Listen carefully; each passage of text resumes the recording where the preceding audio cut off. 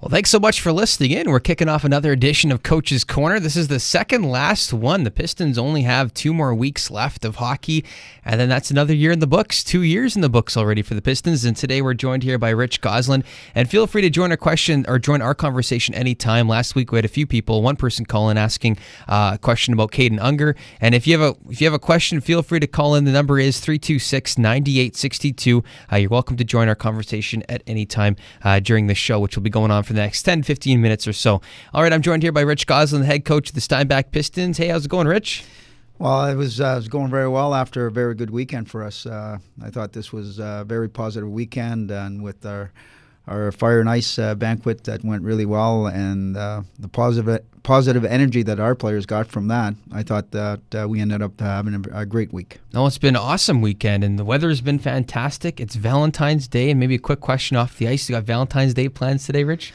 I got a little something planned. I mean, it's nothing great, but I mean, we have to think about something that. Little, it's okay. Yeah, it's okay.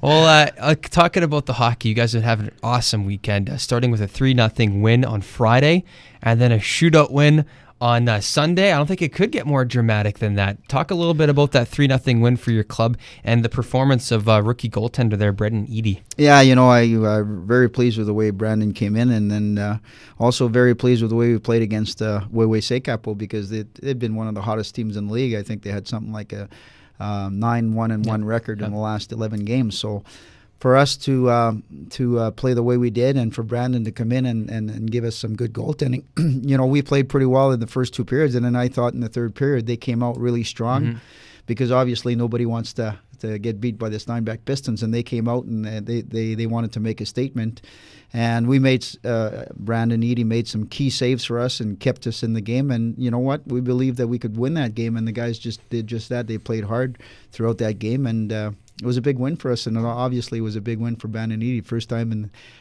MJHL, and he gets a shutout. So good for him, and looks good for the future. What was it like on the bench there? You guys knew that the time was winding down, and you're like, "Is this possible? Steinbach Pistons' first ever shutout?" Well, did you kind of mention it to Paul, or no? No. We don't know, but we usually knock knuckles after the game, and I think that one time that we knocked knuckles, it was a little bit harder than any other time. So we were very pleased with that shutout and the way we played, and our players have been pretty good, because it's a time of the year where it's difficult to play because of the situation that we're in. But they keep coming back, and like I said, our fans are really motivating our players right now. And we had a good crowd on Friday night, and we had again a good crowd on Sunday. And I guess we need to thank our fans, because they've been behind us all year. And at the Fire and Banquet, our sponsors have been really good. They've been behind us all year, and we want to show to them that we appreciate what they're doing for our club. And hopefully we're going to finish strong here, and we're in a building process. We got some good young players coming up. We're probably the only team in the league that doesn't have a 20-year-old down the stretch here, and a 20-year-old compared to a 17-year-old is a big difference. So obviously we're still in the building stage, but it looks good for the future of the Steinbach Pistons. And speaking about 20-year-olds, looking at yesterday's game, looking at the OCN Blizzard, their team was massive. If anybody was at that game yesterday, we had a good crowd. You saw that most of those players are just huge compared to our team. And I don't know, we played with guts yesterday. We stuck up to some of those big guys. We even fought one of their big guys. What was that like to see your guys standing up to some of those huge players? That was great. That was probably for us, the coaching staff, a very important moment for us, because you know what? We talked about it, and we feel that we have some gutsy players. We don't have a huge team right now, but last night we played a lot bigger than what we're supposed to, and we had everybody backing each other up. They in the end of the third period there, they wrestled our goalie a little bit, and Kyle came in and did what he needed to do, and then Richie came in and he did what he had to do. And I mean, that's the way we got to play. We got to play with an edge. We got to play with feistiness, and we got to play with grit. I mean, you're not going to get hurt. You get knocked down, you get up. We keep telling them all the time, hey, it doesn't matter how big they are. If they knock you down, just keep getting up, keep playing. And we did play like that against OCN, and you're right, they probably got the biggest team in the league. I think they got probably 6 or 7 guys that are 6'4" and well over 200 pounds. So we stood up to them pound for pound, and we came back, and for us to battle back from a 4-1 deficit was a huge win for us. Oh, it was a massive win yesterday, and like you were talking about, the crowd was just behind you guys the whole time. And what was it like during that shootout? Every single shot, the crowd would erupt. What was it like from your perspective on the bench? Well, from our perspective, we put the guys out on the ice that we felt are goal scorers, and they scored the big goal for us. And a shootout is you never know what's going to happen. You send guys out that you think are going to put the puck in the net, and it went our way last night. And I think we had a lot of energy because we had just come back from a 4-1 deficit. So I think we had the upper hand and the momentum at that time. So, our guys did well. And right now, you guys have been a little handicapped on the back end of things. The two defensemen that are injured, you've had to call up Colton Roback. He stepped up huge. He's the guy out there with the blue helmet with the cage, has called up from the Parkland Rangers for fans who were out at the game this past week. And you've also had to use Farger back there. And even that game that you guys got a shutout, Rose was out. So you guys had to use Genick on the back end, Brock Genick. What's it been like for you guys on the defensive side of things? Well, you know what? To put Brock back there on defense, because we put him there because he had played a little bit at the AAA level back on defense, so we didn't have much of a choice. We didn't have any players available for us, and Brock did a good job. He did what he had to do back there, and coming back to Colton Roback, I mean, last year Colton was very close to making our club. We felt that it would be better for him to go back and get a whole bunch of ice time, and he's done that with the Parkland Rangers. And even more amazing is that Parkland Rangers are really having a tough year. I think they've won 2 games all year, and for him to stay positive with a good attitude, and he's really improved his game. I thought his skating looked very, very good, and he's a big, tall defenseman with a big reach. He keeps it simple. He stays within himself. He doesn't try to do too much. Keeps it very simple, gets the puck out, challenges players, plays well in the defensive zone. I think he's going to be a very good player in this league, and he's playing very well for us. And just to go back to that shutout one more time before we move on here, we were almost set up for disaster that game in some ways because we had a goaltender who's never played in the MJHL, and we had 3 defensemen that are Steinbach Piston defensemen throughout the year. So it's just remarkable. Again, I know you've said it already, but... Well, I think the biggest thing that what happens there is, when somebody else steps in, it's an opportunity for that person, and it's also an opportunity for other players to step up.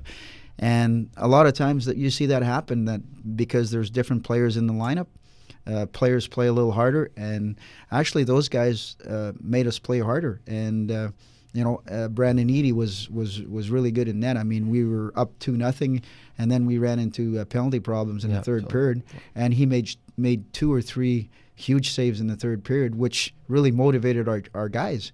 And when they see that he was making the big saves, our guys played harder because they felt that they could win the game. So I think that was a big thing. When somebody goes down, it's an opportunity for somebody else to step up. I could see, because I was doing the PA announcing for that game, and look over at the bench, and as soon as Edie would make a save, first of all, we were all jumping up, but you'd also see the bench. They'd be looking at each other, oh my goodness, this guy's on fire, and that totally motivates the team. Well, it motivates our team, and it might do the opposite for the opposition. So, I mean, getting key saves at the right time of the game can definitely be a momentum turn. And speaking about the way that Edie played that game, it's just impressive getting the shutout.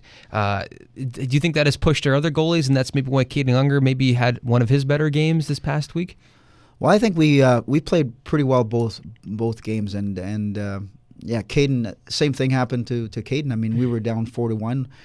We come back, and it seemed to me like when we got that 4th goal, Caden again made probably 2 or 3 great saves because they have a couple of big guys back there that can really shoot the puck, and he made a couple of good glove saves late in the game. Then obviously shut the door down on 2 of their shooters for the penalty shots. So, yeah, you know what? It might have been a motivation, but I think it was a motivation for all our team because we had some young guys. We had Nick Cabal who come in and play pretty well for a 16-year-old, So I think this is all a motivation for our players, and hopefully a motivation for next year because we want to make sure that we get on the winning track, and like I said, it's a building process. We get you get these younger players getting opportunities, and maybe some of our players that are here, have been here, are saying, "Wow, there's some good young players coming up, and maybe it's going to be a battle for me." So it's an opportunity for guys, and it was also an opportunity for some of our guys this year to realize that, you know what, boy, there's going to be some good players coming up, and we're really pleased with what's coming up behind us as far as our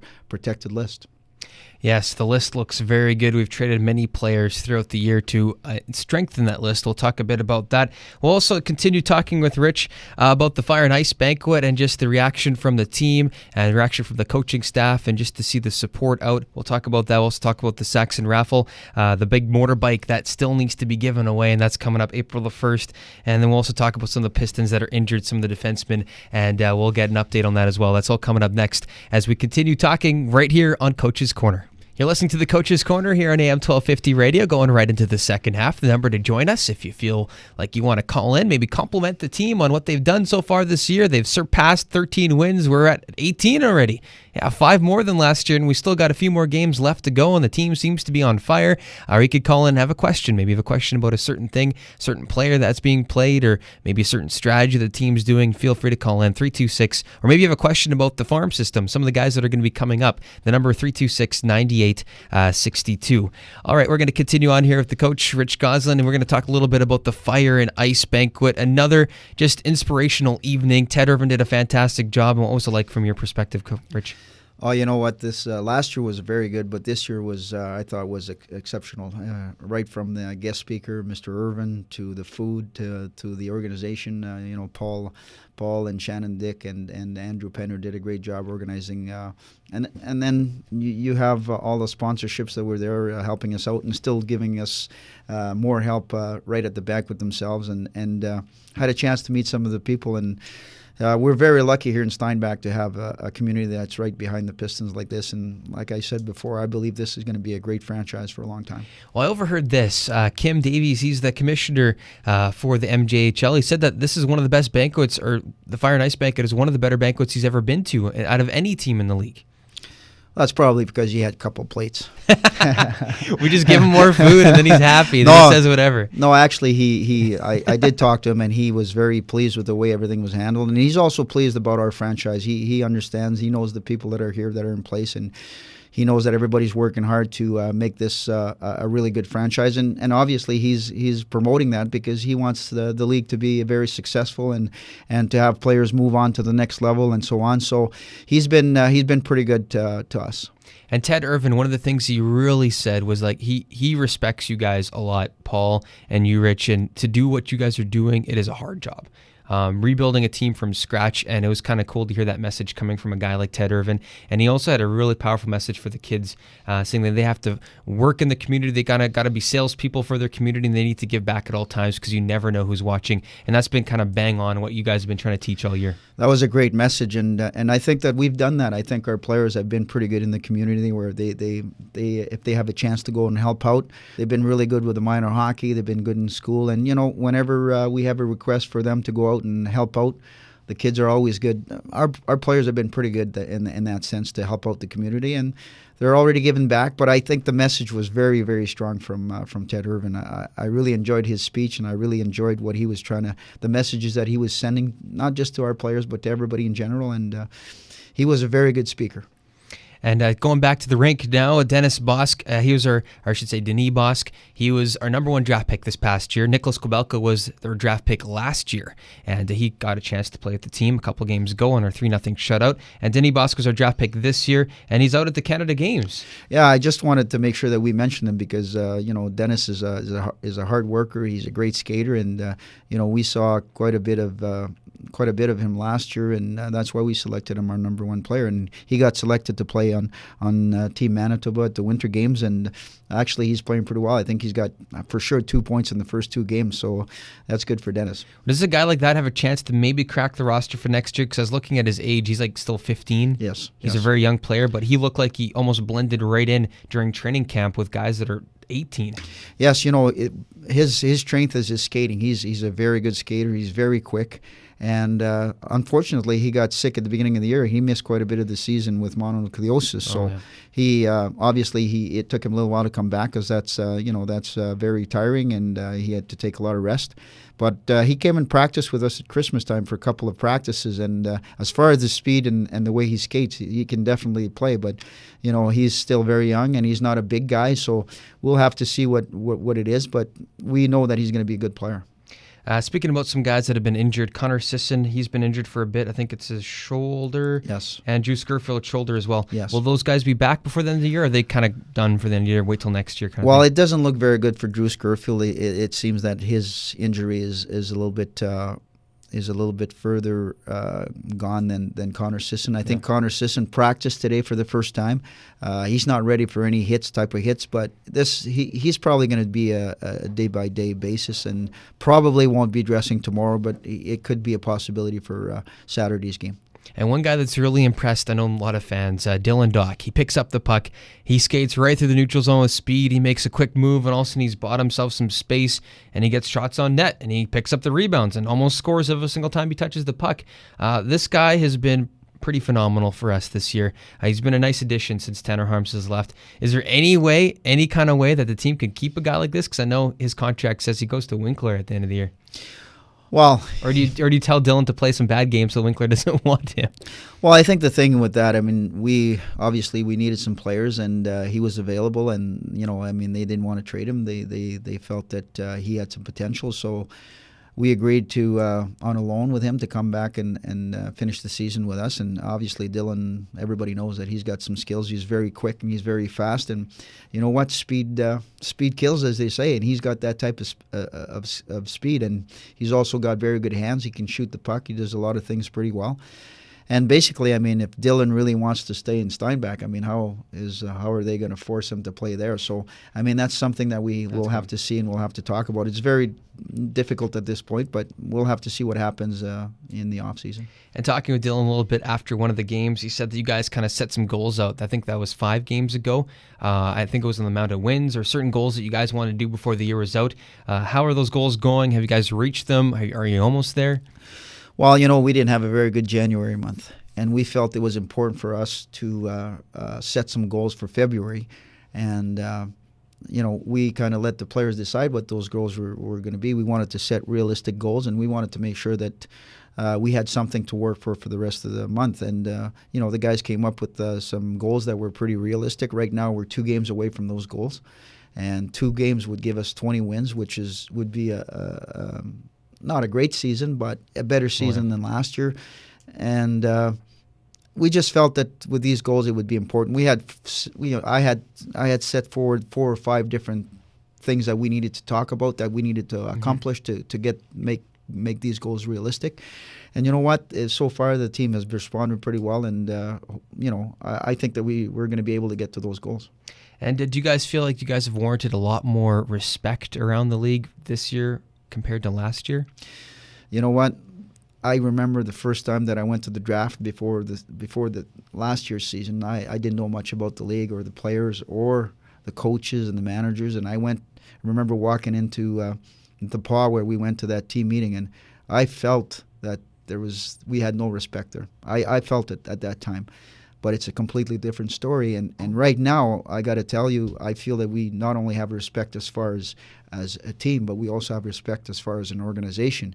And actually, after the game the other night, the coach from the OCN Blizzard came into our office, and because we're not going to be seeing them again, he wished us good luck, and he complimented us on how well we're doing, because he says usually in the league it takes 4 or 5 years before you get a team going that's pretty respectful. And he says you guys are really on the right track and you're doing a lot of good things, and I respect what you guys are trying to do. So that kind of tells us where we're at and where we're going, and we're not there. I mean, we can't be happy with where we are right now. Obviously, we'd like to be in the playoffs and we'd like to have 30 wins. So we cannot content ourselves that where we're at, but we got to keep going forward, and we know where we need to go. We know the type of players that we need to get. Our players are going to get bigger and stronger next year, and they're going to have one more year of experience, and next year we'll have 20-year-olds that are going to come in there, and they're going to be the 20-year-olds of the league. So they've been through this. They've been through a tough grind. Some of them have been here 2 years, and we need to get better, and they know that. So we're not satisfied with where we're at. we got to keep working, and we want to make sure that next year we're competitive, and definitely our goal is to make the playoffs.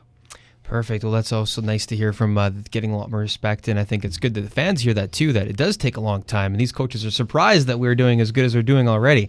And one more way you can help support the Steinbach Pistons is through the Saxon Warlord raffle. This is going on right now. 800 tickets are available. They're going quickly. $100 a ticket, and when you get that ticket, you've got a 1-800 chance to win a over $30,000 motorbike. You've probably seen it at the games. It looks fantastic. To get your tickets, remember, check it out over at steinbachpistons.ca. Well, thanks again, Rich, for joining us. Another great show. We'll have another one coming up next week, our last one for the year. And the Steinbach Pistons have one more home game left. That's coming up next Wednesday at home. You can also listen to the Pistons on the road tomorrow when they head to Selkirk. We'll be broadcasting that game right here on AM 1250 Radio. Well, thanks for listening. We're going to wrap up the show right away.